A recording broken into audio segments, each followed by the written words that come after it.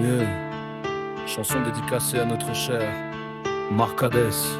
Garde-toi de massacrer ton tégument à coups d'encre violente et d'UV à outrance. On va t'expliquer pourquoi faut la préserver.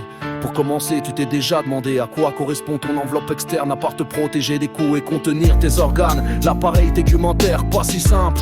Il ne contient pas que la peau, mais aussi des annexes cutanées, des glandes et des corpuscules sensoriels. Pour commencer, la peau, celle que t'es le plus susceptible de connaître. Je te fais un petit rappel, histoire de te situer. Composé de 3 couches, hypoderme, derme et épiderme. À ne pas confondre l'épiderme est un épithélium et le derme un tissu conjonctif. Bref, j'irai pas plus loin, va te renseigner si t'en as besoin. Comme on n'est pas seul sur terre, je vais commencer par les anamniotes pour un peu plus d'humilité. Amphibiens aux glandes séreuses, prends garde à leur liquide plus fluide. Quel mucus est envenime bien souvent, et leurs fanères épidermiques n'ont rien d'angélique. Chez les odontoïdes, créatures primitives, elles sont kératinisées et leur servent à manger. Les myxines n'ont qu'à bien tenir leur langue et les lamproies, créatures de l'effroi, les utilisent pour percer la peau de leur proie. Plus mignon, les têtards d'amour au bec corné. Étui dur, corné, avec des denticules emportés par la métamorphose. Brouteur des mers, on le retrouve néanmoins chez les achnoptérigiens. Gératinisé, pigmenté, vérosité, callosité de véritable caractère sexuel chez les adultes anours. Fanère cornée, fanère sacrée, ils protègent, isolent, font vibrer. De la kératine au poil frisé, c'est tout le vivant qui s'est adapté. Annexe des amniotes, reptiles aux écailles cornées, les squamates mus, c'est fascinant. En une seule fois le serpent tout entier ou par l'embauche et les sauriens évidemment.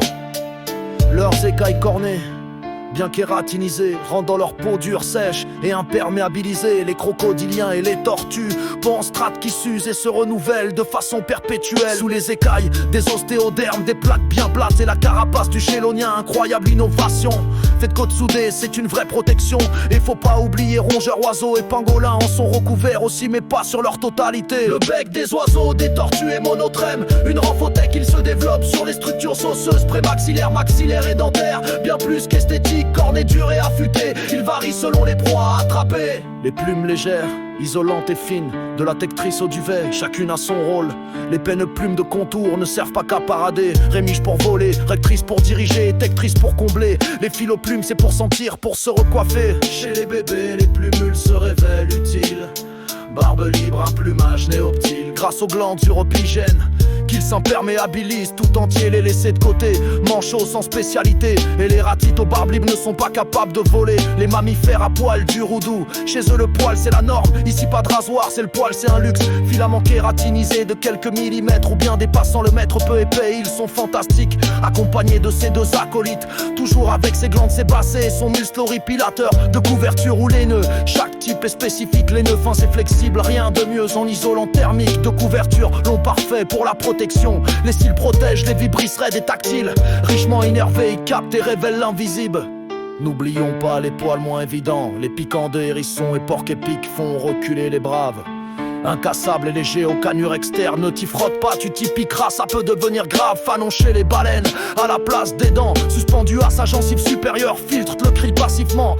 Bien plus surprenant, rhinocéros menaçant de sa corne impaire, qu'elle soit simple ou double, n'est en réalité qu'un poil avec lequel il te menace fièrement. Ce n'est qu'un agrégat de filaments kératinisés. Fanère cornée, fanère sacrée, il protège, isole, font vibrer de la plume au sabot taillé. C'est l'évolution qui a bien œuvré, mais c'est pas tout, y a aussi les griffes, sabots, ongles, les vrais corps.